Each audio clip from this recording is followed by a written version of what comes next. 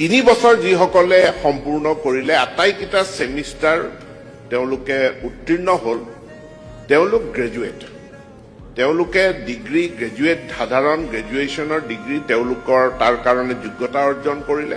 ভিডিঅ'টো চাই কিবা বুজিব পাৰিছা জানো? মই তোমালোকক এটা ডেমো দিবলৈ গৈ আছো। ধৰি লোৱা তোমালোকে এটা ফিফা ৱৰ্ল্ড কাপ তোমালোকে চাই আছা, ধৰি লোৱা তোমালোকে ফাইনেল মেচটো চাই আছা। তোমালোকক মই এটা ডেমো দিবলৈ গৈ আছো। যদি তোমালোকে ৰাতিপুৱা উঠি যদি তোমালোকে ফুল মেচটো চোৱা তেনেহলে হ'ব তোমালোকৰ 4 ইয়াৰ্স ডিগ্ৰী। আৰু যদি তোমালোকে ৰাতিপুৱা উঠি অকল হাইলাইট বিলাক চোৱা, অকল গোলবোৰ তোমালোকে চোৱা যে কেনেকৈ গোল হৈছিলে, তেনেহলে হ'ব তোমালোকৰ 3 ইয়াৰ্স। ঠিক আছে, 3 ইয়াৰ্স ডিগ্ৰী। আৰু যদি তোমালোকে অকল ৰিলস চোৱা, ঠিক আছে 20 সেকেন্ড 30 সেকেন্ড, ঠিক আছে, তেনেহলে হ'ব তোমালোকৰ 5 কোৰ্স ডিগ্ৰী। কিবা বুজিব পাৰিছা জানো? যদি তোমালোকে পঢ়া নাই তোমালোকে ভিডিঅ'টো সম্পূৰ্ণ দেখা, মই তোমালোকক অল ডিটেইলস এইটো ভিডিঅ'ত আলোচনা কৰি দিম। ডিগ্ৰী তোমালোকৰ 3 ইয়াৰ্স বেস্ট নে 4 ইয়াৰ্স বেস্ট, তোমাৰ কাৰণে কোনটো বেস্ট হ'ব মই তোমালোকক মুঠতে আলোচনা কৰি দিম। ঠিক আছে, তোমালোকে ভিডিঅ'টো সম্পূৰ্ণকৈ চাবা। ভিডিঅ'টো আৰম্ভ কৰাৰ আগতে মই তোমালোকক এটা ৰিকুৱেষ্ট কৰিছো, তোমালোকে যদি মোৰ চেনেলটো তোমালোকে প্ৰথমবাৰ পাবা তোমালোকে চেনেলটো সাবস্ক্ৰাইব কৰিবা আৰু ভিডিঅ'টো লাইক কৰি দিবা। ঠিক আছে, তোমালোকক ইয়াতে দিয়া আছে, তোমালোকে তলত চোৱা যে 3 বছৰীয়া ডিগ্ৰী। ঠিক আছে, ইয়াক সম্পূৰ্ণ কৰিলে আপুনি সাধাৰণ স্নাতক ডিগ্ৰী লাভ কৰিব। ঠিক আছে, অৰ্থাৎ তোমালোকক মেজৰটো দিব কিন্তু তোমালোকক অনাৰ্স নিদিয়া। চাকৰি বা সাধাৰণ প্ৰতিযোগিতামূলক পৰীক্ষাৰ যেনে তোমালোকক দি আছে তোমালোকৰ APSC UPSC বা তোমালোকৰ SI যেটো তোমালোকৰ আসাম চৰকাৰৰ অন্তৰ্গত এটা চাকৰি আছে, এইটো তোমালোকে দিব পাৰিবা। বা তোমালোকে যদি কোনোবাই LLB ল'ব খুজিছে তোমালোকে এইটো কৰিব পাৰিবা। মুঠতে তোমালোকক ডিগ্ৰী পাছ সাৰ্টিফিকেট দিব। ঠিক আছে, 4 বছৰীয়া ডিগ্ৰীটোৰ কাৰণে তোমালোকক কেইটামান ইয়াতে ক্ৰেডিট দিছে। ঠিক আছে, এইখিনি তোমালোকে চাবা। ইয়াতে তোমালোকক দি আছে যে 4 বছৰীয়া ডিগ্ৰী অনাৰ্স ৰিসাৰ্চ, ইয়াৰ বাবে প্ৰথম 3 বছৰত নিম্নতম তোমালোকক CGPA তোমালোকৰ এভাৰেজ মাৰ্ক তোমালোকক 7.5 পইণ্ট তোমালোকক লাগিব, অৰ্থাৎ 75% লাগিব তোমালোকৰ 3 বছৰীয়া ডিগ্ৰীত। তেতিয়া হলেহে তোমালোকে 4 বছৰীয়া কোৰ্সটো ল'বলৈ সক্ষম হ'বা। আৰু কি দিছে 7.5 CGPA নম্বৰ থকাটো বাধ্যতামূলক। এই ডিগ্ৰী ল'লে আপুনি পোনপটীয়াকৈ PhD কৰিব পাৰিব আৰু বিদেশত উচ্চ শিক্ষাৰ বাবে সুবিধা হ'ব। ঠিক আছে, ইয়াতে তোমালোকক দি আছে যে তোমালোকে যদি 4 বছৰীয়া কোৰ্সটো পঢ়া তোমালোকে পোনপটীয়াভাৱে PhD ডিগ্ৰীটো কৰিব পাৰিবা। ঠিক আছে, আৰু তোমালোকক কেইটামান ইয়াতে পইণ্ট দিছে যে ABC একাউণ্ট আৰু পইণ্ট ক্ৰেডিট সকলো শিক্ষাৰ্থীৰ বাবে academic bank of credit ABCID বাধ্যতামূলক। ঠিক আছে, তোমালোকৰ এইটো বাধ্যতামূলক। আৰু এটা কি দিছে যে আপোনালোকৰ স্ক'ৰ বোৰ্ড ইয়াত জমা হৈ থাকিব।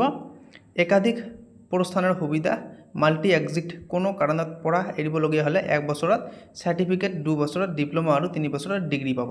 ঠিক আছে, ধৰি লওক কিছুমান ষ্টুডেণ্টে এবছৰ অৰ্থাৎ ফাৰ্ষ্ট চেম আৰু ছেকেণ্ড চেমো কৰিছে, ফাৰ্ষ্ট চেম আৰু ছেকেণ্ড চেম অকল কৰিছে, থাৰ্ড চেমৰ এক্সাম দিয়া নাই, তেওঁলোকৰ কাৰণে কি হ'ব, তেওঁলোকৰ কাৰণে অকল সাৰ্টিফিকেট দিব এটা ডিগ্ৰী। ঠিক আছে, 2 বছৰ কৰিলে অৰ্থাৎ ফাৰ্ষ্ট চেমৰ পৰা ফ'ৰ্থ চেমলৈ কি দিব, এটা ডিপ্লোমা দিব। আৰু 3 বছৰ কৰিলে ডিগ্ৰী সাৰ্টিফিকেট দিব বা পাবা তোমালোকে। আৰু ইয়াতে কি দিছে 7 অৰ্থাৎ 7 বছৰীয়া নিয়ম এটা দিছে যে 3 বছৰৰ ডিগ্ৰী লৈ পঢ়া এৰিলেও পৰৱৰ্তী 7 বছৰৰ ভিতৰত আপুনি পুনৰ কলেজলৈ ঘূৰি আহি 4ৰ্থ বৰ্ষৰ পাঠ্যক্ৰম শেষ কৰিব পাৰিব। তোমালোকে হয়তো তোমালোকৰ মাজৰ পৰা বা মোৰে কিছুমান বন্ধুৱে ছেকেণ্ড চেম পৰ্যন্ত পঢ়ি গৈছে। ঠিক আছে, তাৰ কাৰণে এটা ডেডলাইন দিছে যে 7 বছৰৰ ভিতৰত তেওঁ যদি ঘূৰি আহি আকৌ এডমিশ্যন লয় কলেজত, এডমিশ্যন ল'ব পাৰিব আৰু এক্সাম দি তেওঁৰ ডিগ্ৰী বা তোমালোকৰ 4 ইয়াৰ্স যিটো ডিগ্ৰী আছে এইটো কমপ্লিট কৰিব পাৰিব। ঠিক আছে, কিছুমান মনত হয়তো কুৱেশ্যন হ'ব পাৰে যে 3 বছৰ কৰিলে আমি APSC UPSC দিব পাৰিম নে, আমি টেট দিব পাৰিম নে? এইবোৰ তোমালোকে সকলোবোৰে পাৰিবা।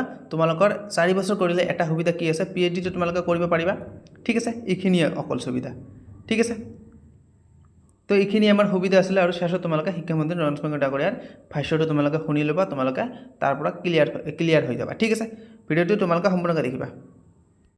3 বছৰ যিসকলে সম্পূৰ্ণ কৰিলে আটাইকেইটা সেমিষ্টাৰ তেওঁলোকে উত্তীৰ্ণ হ'ল তেওঁলোক গ্ৰেজুৱেট তেওঁলোকে ডিগ্ৰী গ্ৰেজুৱেট সাধাৰণ গ্ৰেজুৱেশ্যনৰ ডিগ্ৰী তেওঁলোকৰ তাৰ কাৰণে যোগ্যতা অৰ্জন কৰিলে। বিশ্ববিদ্যালয়সমূহৰ লগত আলোচনা হৈছে যে এই সকলোকে কনভকেশ্যন হওক বা অন্য প্ৰকাৰে হওক তেওঁলোকৰ যি ডিগ্ৰী 3 বছৰীয়া ডিগ্ৰী সম্পূৰ্ণ কৰাৰ চাৰ্টিফিকেট প্ৰদান কৰিব লাগে।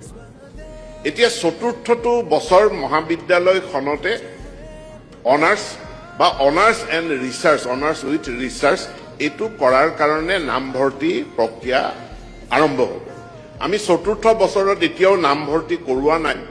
আমাৰ আগষ্টত নামভৰ্তি হ'ব আৰু এই চতুৰ্থ বছৰটোত মানে 3 বছৰীয়া পাঠ্যক্ৰম সম্পূৰ্ণ কৰা প্ৰত্যেকজন ছাত্ৰই চতুৰ্থ বছৰত নামভৰ্তি কৰিব লাগিব বুলি কোনো ধৰা বন্ধা নিয়ম নাই তেওঁলোকে অনাৰ্ছটো কৰিবও পাৰে অনাৰ্ছ নকৰাকৈও তেওঁলোকে ডিগ্ৰী লৈ ওলাই যাব পাৰে আৰু ভাৰতবৰ্ষৰ অসমৰ যিবিলাক পৰীক্ষাত অৱতীৰ্ণ হোৱাৰ কাৰণে সাধাৰণ ডিগ্ৰীৰ প্ৰয়োজন আনকি এপিএছচি ইউপিএছচিত যি সাধাৰণ ডিগ্ৰীৰ প্ৰয়োজন সেই সাধাৰণ ডিগ্ৰীৰ প্ৰয়োজন হোৱা চাকৰিত তেওঁলোকে আবেদনো কৰিব পাৰিব তাৰ যোগ্যতাও তেওঁলোকে অৰ্জন কৰিব লাগিব এপিএছচি দিবৰ কাৰণে অনাৰ্ছ নালাগে